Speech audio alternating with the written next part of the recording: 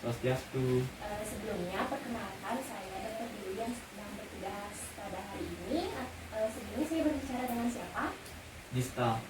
Baik, Dista. Apakah Dista ada keluhan?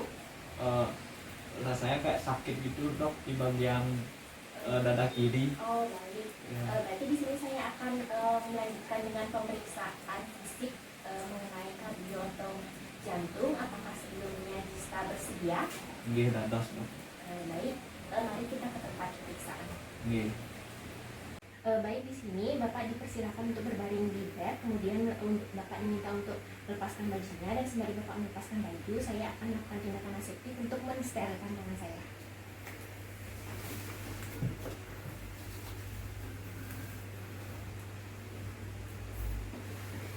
Baik, sudah steril. Di sini yang pertama saya akan melakukan tahapan inspeksi atau melihat dari bagian sisi kanan pasien dan dari sisi kanan kaki penderita pasien. Di sini saya akan melihat atau menilai dinding dada Bapak. Kemudian,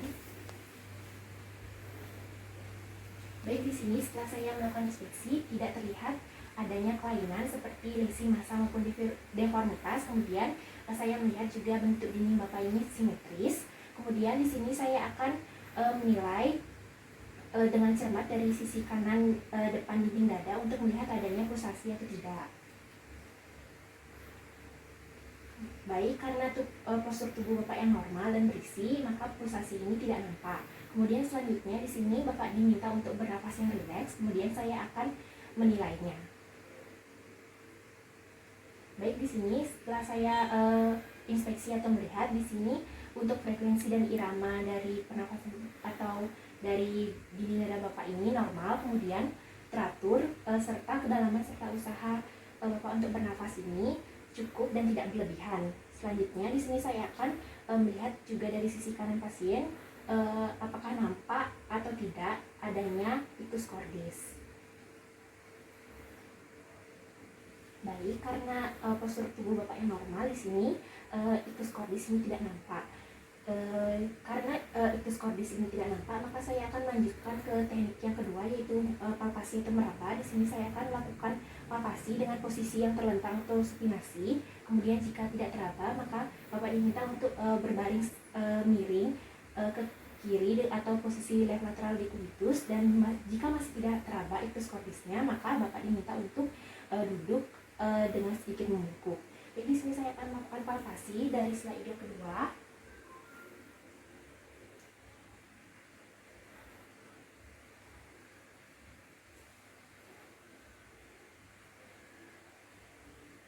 Di sini saya melakukan palpasi dengan ujung-ujung jari saya. Kemudian di sini saya meletakkan satu ujung jari saya untuk menilai kekuatan denyut dari ictus cordis. Di sini ictus cordis ditemukan pada sela iga kelima, kemudian 1 cm medial dari linea clavicularis kiri. Kemudian untuk diameternya sendiri kurang dari 2,5 cm dan tidak melebihi 1 sela iga, dan untuk amplitudenya ini lembut dan cepat. Di sini selanjutnya saya akan melakukan tahap perkusi atau mengetuk. Di sini saya akan menentukan batas kanan jantung Bapak yang dikarenakan adanya perubahan suara dari sonor ke peka atau peka ke sonor. Di sini saya akan mengetuknya dari sela iga kedua dan menentukan batas paruh hepar.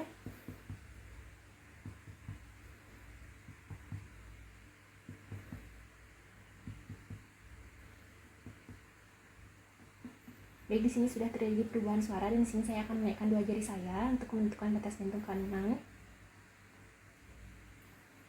Di sini saya akan membawanya ke medial untuk mendengarkan perubahan bunyi.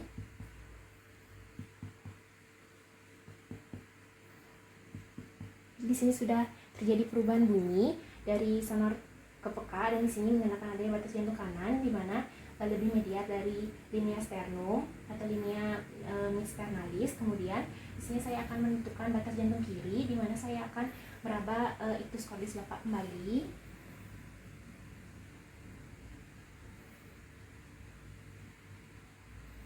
Baik, di sini saya akan tarik dulu ke lateral sehingga sesuai dengan linea aksilaris. Kemudian saya akan mengetuknya ke medial.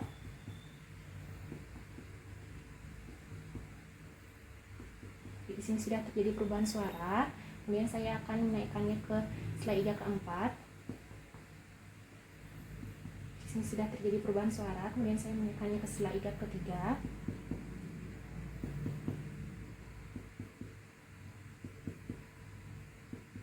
Di sini sudah terjadi perubahan suara. Kemudian untuk hasilnya sendiri dari batas jantung kiri ini 1 cm medial dari linea midclavicularis kiri untuk sela iga ke-5, kemudian sela iga ke-4 juga 1 cm medial dari linea midclavicularis kiri, dan untuk sela iga ke-3 itu 2 cm medial dari linea midclavicularis kiri. Kemudian yang selanjutnya saya akan menentukan batas jantung atas atau batas jantung superior, di mana saya akan menetapkan atau memulainya dari fossa supraclavicula. Di sini saya akan mengetuknya ke inferior.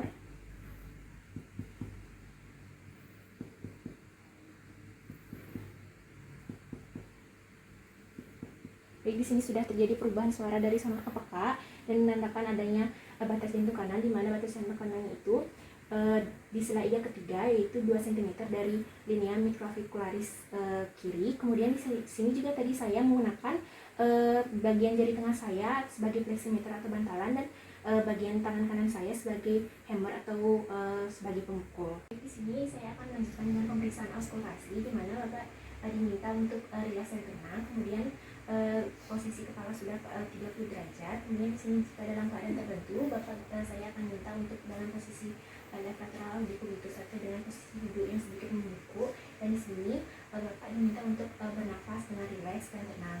Kemudian saya akan mengambil stetoskop dan mendengar bunyi jantung dari Bapak. Dan di sini yang pertama saya akan mendengar bunyi jantung yang berasal dari katup mitral di bagian rectus cordis.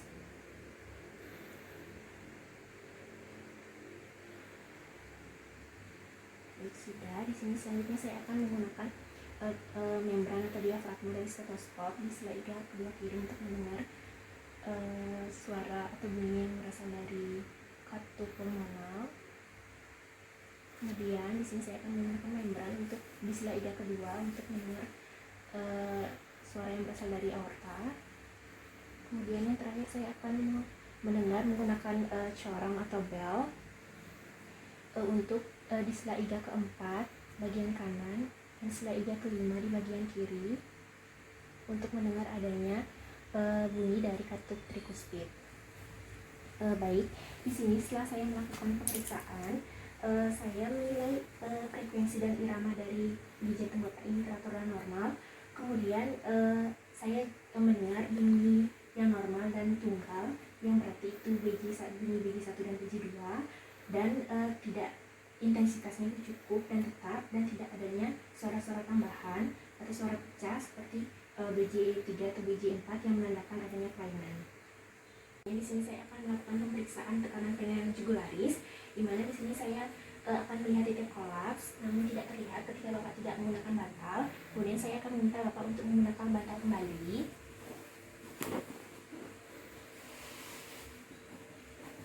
Kemudian di sini saya akan meneruskan posisi leher pasien. Kemudian Bapak dipersilakan untuk menengok ke sebelah kiri. Baik, di sini saya akan menentukan titik kolaps dengan mengurutkannya dari di bawah angulus mandibula dan mengurut serta melepaskannya. Baik, sini sudah terlihat. Dan di sini saya akan meletakkan mistar pertama.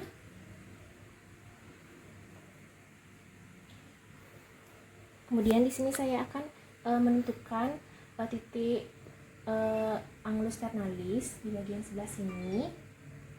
Kemudian saya akan meletakkan mistar kedua.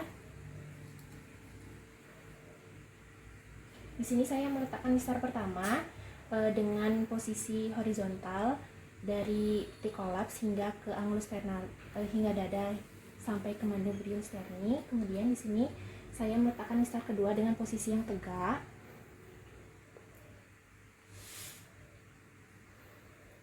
Di sini sudah terdapat hasil yaitu 2 cm. Kemudian karena diasumsikan titik angulus ternalis hingga atrium kanan itu 5 cm, sehingga total pemeriksaan ini adalah 7 cm dan ini menandakan normal. Baik, untuk pemeriksaan pada hari ini sudah selesai, Bapak. Bapak dipersilakan untuk menggunakan baju kembali. Kemudian di sini saya akan melakukan tindakan steril, yaitu dengan menggunakan antiseptik.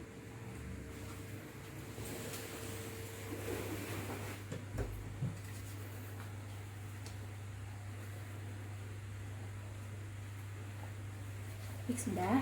Baik, terima kasih Bapak telah melakukan pemeriksaan hari ini. Semoga cepat sembuh. Oke, terima kasih dok.